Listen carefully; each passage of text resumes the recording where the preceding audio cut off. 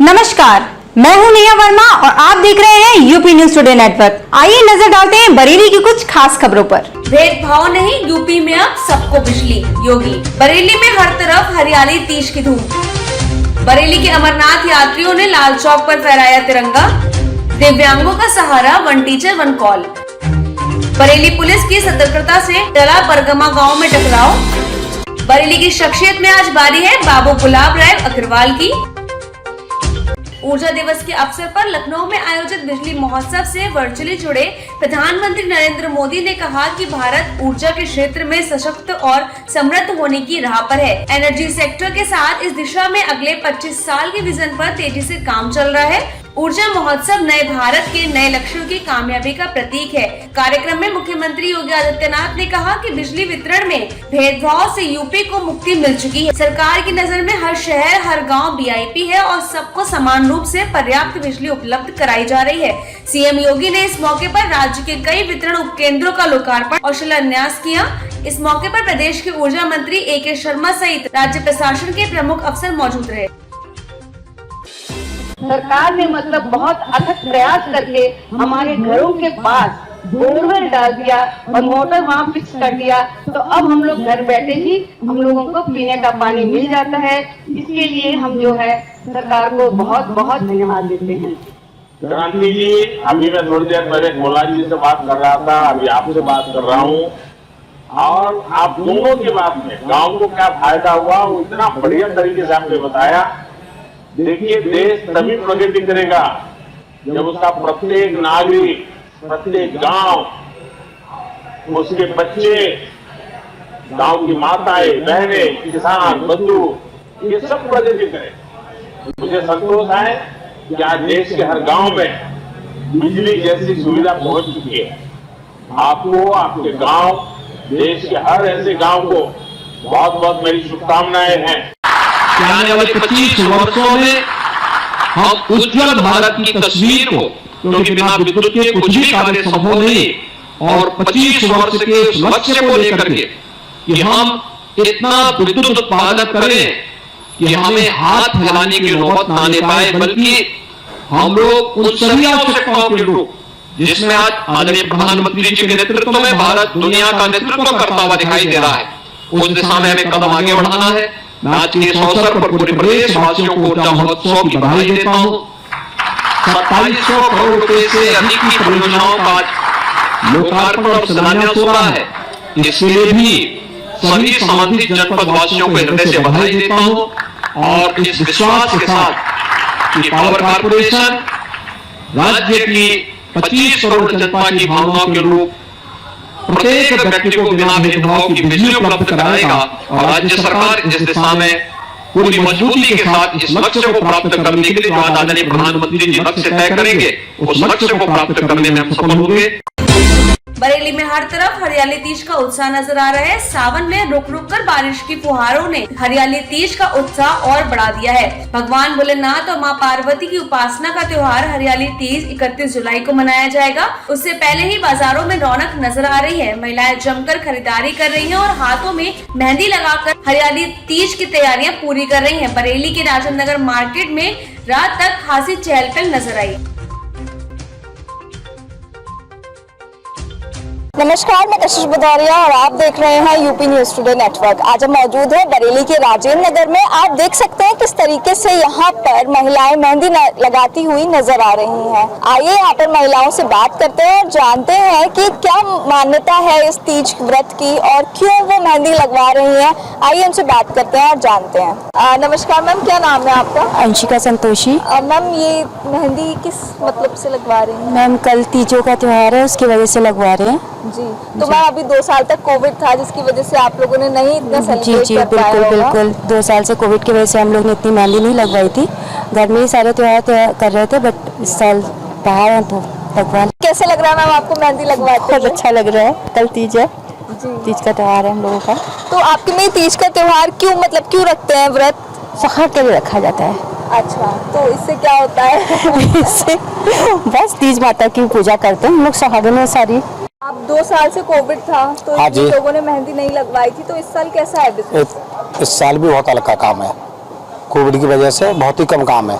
मेहंदी की बात करें तो मेहंदी का क्या रेट है? मेहंदी के रेट तो 25-50 रुपए पर हैंड चल रहा है। अच्छा, और जो सबसे ज्यादा ट्रेंड में है वो कौन सा चल रहा है? मतलब लोग सबसे ज्यादा क्या लगवाना पसंद कर रहे हैं? ये राजस्थानी लगवाते हैं सबसे ज़्यादा, राजस्थानी मारवाड़ी ये लगवाते हैं सबसे ज़्यादा। हाँ, रेट तो बहुत ही कम है और सालों से रेट इस बार कम है और काम भी नहीं इतना। हमने यहाँ पे लोगों से बात की और जाना कि कितनी धूमधाम से लोग तीज का त्योहार मना रहे हैं और कोविड के बाद अब उनकी पहली तीज है जिसमें लोग घर से बाहर निकलकर, जिसमें लोगों को कोरोना का डर नहीं है और लोग घर से बाहर निकलकर मेहंदी लगवा रहे हैं। ऐसी खबरों के लिए बने रहिए हमारे साथ और देखते रहिए यूपी न्यूज़ टुडे नेटवर्क। बाबा बर्फानी के दर्शन कर अमरनाथ यात्रियों के जत्थे बरेली पहुंचने लगे हैं। भारी बारिश, तूफान, दरकते पहाड़, बीमारी और थकान जैसे तमाम बाधाओं को पार कर बरेली के तमाम श्रद्धालु अभी तक पवित्र गुफा पहुंचकर पुण्य लाभ हासिल कर चुके हैं। बरेली के अमरनाथ यात्रियों ने कारगिल दिवस पर श्रीनगर के लाल चौक पर तिरंगा भी फहराया है और पूरा जत्था अब सकुशल बरेली पहुँच गया है। अमरनाथ यात्रियों ने बताया कि आतंकी साजिश की आशंका के चलते सेना ने उन्हें 4 दिन तक अपने कैंप में सुरक्षित रोका था और फिर फुल प्रूफ सिक्योरिटी के साथ जम्मू पहुंचाया। यात्रा के दौरान सेना के जवानों ने हर कदम पर उनकी मदद की। बोलो शंकर भगवान की जय, बाबा बर्फानी की जय। हमने 15 तारीख को यात्रा यहाँ से स्टार्ट की थी। लगभग 15 दिन हमको लग गए यहाँ वापस आने में। यात्रा में हमें काफ़ी दिक्कतें आई और बाकी सब लोग जानते ही हैं, लोकल के लोग यहाँ जानते हैं कि बाबा बर्फानी के जब दर्शन करने जाते हैं तो छोटी मोटी समस्या आना एक आम बात है। पर हम लोगों को ज़्यादा समस्या इसलिए आई कि हमारे साथ के 2 एक बंदे थे, उनकी कुछ तबीयत काफ़ी गड़बड़ हो गई थी, जिसमें डॉक्टर ने ऊपर पहाड़ पर चढ़ाई करते समय हमें बिल्कुल से निराश कर दिया था कि इन लोग को वापस जाना पड़ेगा। फिर भी हम लोगों ने हिम्मत करी और बाबा का आशीर्वाद प्राप्त करते हुए यात्रा प्रारंभ की, अपनी यात्रा स्टार्ट रखी और हमने यात्रा पूरी भी की और पैदल की पूरी यात्रा। लाल चौक पे झंडा बजाया हमने, कारगिल विजय दिवस था उस दिन और हम लाल चौक पे झंडा फहराने गए थे। स्पेशल हम वहाँ के लिए गए थे। झंडा फहराने के बाद हमें पता चला था कि वहाँ पे कुछ आतंकवादियों का इशू हो गया था। उसके बाद हमें 4 दिन श्रीनगर कैंप में मिलिट्री वालों ने अपने कस्टडी में रखा था 4 दिन। उसके बाद 4 दिन बाद हमको जम्मू तक आर्मी ने छोड़ा था। पहाड़ ऐसे खस गए थे कि हमें एक रात पहाड़ पे ही रुकना पड़ा था और बड़ी दिक्कत का सामना करना पड़ा था क्योंकि बारिश रुक नहीं रही थी, जिसके कारण हमें वहाँ रात में रुकना पड़ा था। काफ़ी स्लाइडिंग हो चुकी थी तो हमें सुबह छोड़ा गया था वहाँ से। तो मिलिट्री वालों ने बहुत साथ दिया था हमारा, एक एक करके हाथ पकड़ के उस स्लाइडिंग वाली जगह को पास कराया था। हमको सबसे ज़्यादा अच्छा लगा कि हमने अमरनाथ जी के दर्शन करे और लाल चौक पर झंडा फहराया। बरेली में 1 टीचर 1 कॉल मुहिम शिक्षा से वंचित दिव्यांग बच्चों के लिए एक बड़ा सहारा बन रही है। अभियान चला रही प्राइमरी स्कूल की टीचर दीपमाला पांडे संयुक्त प्रयासों से अब तक तमाम बच्चों को शिक्षा की राह दिखा चुकी हैं। ऐसे दिव्यांग बच्चे जो मजबूरियों के चलते स्कूल नहीं पहुंच पाते हैं, उन्हें इस मुहिम से जोड़ने का काम किया जा रहा है। बरेली में आयोजित 1 टीचर 1 कॉल वर्कशॉप में ऑफलाइन और ऑनलाइन के माध्यम से शामिल हुए शिक्षकों को मुहिम की जानकारी दी गयी। इस मौके पर ऑनलाइन कोर्स समग्र सार्थक का विमोचन किया गया। अभियान से जुड़े स्पेशल एजुकेटर, काउंसलर, फिजियोथेरेपिस्ट ने शिक्षाविदों के साथ मिलकर सामान्य शिक्षकों के लिए ऑनलाइन सर्टिफिकेट कोर्स तैयार किया है। कोर्स करने के लिए शिक्षकों को इंटेलेक्चुअल डिसेबिलिटी वाले बच्चों की पहचान करने में मदद मिलेगी। ये हम लोग समग्र सामर्थ्य करके एक ऑनलाइन कोर्स चला रहे हैं जो 20 आवर्स का कोर्स होगा। ये 1 टीचर 1 कॉल और ह्यूमन चेन के कोलैबोरेशन में है और इस कोर्स में हम गवर्नमेंट टीचर्स को खास तौर पे फोकस कर रहे हैं क्योंकि वो लोग बच्चों के साथ काम करते हैं, बहुत सारे एफर्ट डालते हैं और कई बार ऐसा होता है कि जो स्पेशलिस्ट होते हैं, थेरेपिस्ट, साइकोलॉजिस्ट, स्पेशल एजुकेटर्स जो होते हैं वो उन तक नहीं पहुंच पाते और वो कई बार हताश हो जाते हैं, निराश हो जाते हैं क्योंकि वो करना तो बहुत कुछ चाहते हैं लेकिन due to lack of trainings, due to lack of knowledge, awareness वो नहीं कर पाते और पेरेंट्स भी कई बार सपोर्ट नहीं करते। तो ये हमारी एक कोशिश है जिससे हम जो भी स्पेशलिस्ट हैं वो इस फील्ड की जो नॉलेज रखते हैं वो हम उसको इकट्ठा करें और हम उसको एक 20 आवर्स में ऐसे एक्यूमुलेट करें जिससे कि प्रॉपर ट्रेनिंग प्रोग्राम बन पाए। एक मूवमेंट है जिसमें स्टार्टिंग तो हमने इससे की थी कि जो हमारे स्पेशल बच्चे हैं उनका श्रावण मास और कांवड़ यात्रा की वजह से हाई अलर्ट पर चल रही बरेली पुलिस की सतर्कता से परगवा गांव में बड़ा टकराव टल गया। दरअसल थाना कैंट क्षेत्र के मिश्रित आबादी वाले इस गांव में कावड़ जत्थे को निशाना बनाकर माहौल बिगाड़ने की साजिश रची गई थी। पता चलते ही पुलिस के आला अधिकारी कई थानों के फोर्स के साथ मौके पर पहुंच गए और तुरंत हालात काबू में कर लिए। अफसरों की मौजूदगी में कावड़ जत्थे को सकुशल रवाना कर दिया गया। साथ ही पुलिस ने साजिश के मामले में ग्राम प्रधान शकीना सहित कई लोगों को हिरासत में ले लिया। परगवा के हालात पूरी तरह से सामान्य हैं और एहतियातन गांव में फोर्स तैनात रखी गई है। ये हुआ कि भोले जा रहे थे, उनने रास्ता रोक रहे ये लोग, यही प्रधान लोग जो परगमा के ये लोग रोक रहे थे, तो वो हम लोग आ गए तो हाथ पाए जोड़ने लगे, निकल जान दो इन्हें, 2 मिनट की बात है, कोई ज़्यादा खास बात नहीं है। तो नहीं बंद करो, ये डीजे नहीं बजेंगे, निकलने नहीं देंगे, ये कह रहा है। ऊपर से डंडा वो निकाल रहा है, दुकान में एक में डंडा निकाल रहा है, वो डंडा पहनने लगे, बच्चों के मारने लगे। तो हमने शांत रहा सब लोग, मगर शांत का हो जाए भी, फिर भी देखो कि ईंटें फेंकने लगे, ऊपर से 2-3 ईंटें फेंकी और इटकुर्रा की वीडियो भी है, इटकुर्रा उनने चलाया, फिर ऊपर से पानी डाला इन लोगों ने।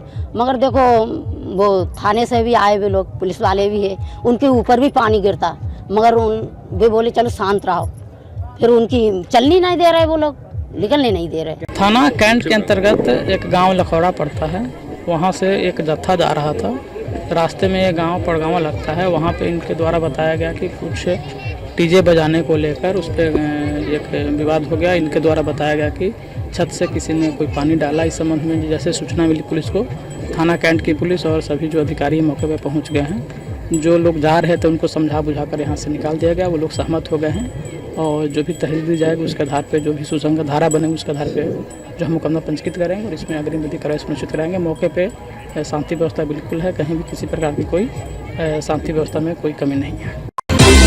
बाबू गुलाब राय अग्रवाल, जिनका नाम बरेली के शिक्षा जगत में अहम स्थान रखता है। बरेली के गुलाब राय साहब लाला गुलाब राय जी अग्रवाल के नाम से मशहूर थे। शिक्षा साहित्य के क्षेत्र में गुलाब राय जी को आज भी याद किया जाता है। बरेली में इनके नाम से आज कई शिक्षा संस्थान मौजूद हैं। राय साहब लाला गुलाब राय अग्रवाल के बेटे बाबू बनवारी लाल अग्रवाल ने सन 1946 में अपने पिता गुलाब राय की याद में सबसे पहले बरेली में गुलाब राय इंटर कॉलेज की स्थापना की थी, जिसके बाद से ही गुलाब राय ग्रुप ऑफ इंस्टीट्यूशन की स्थापना की गई। बरेली को शिक्षा जगत के क्षेत्र जिनके नाम से आज नई पहचान मिली हुई है, उन गुलाब राय को बरेली के लोग आज भी याद करते हैं। ऐसी ही इंफॉर्मेटिव वीडियोस के लिए देखते रहिए न्यूज़ टुडे नेटवर्क और हमारे चैनल को लाइक, शेयर, सब्सक्राइब करना ना भूलें।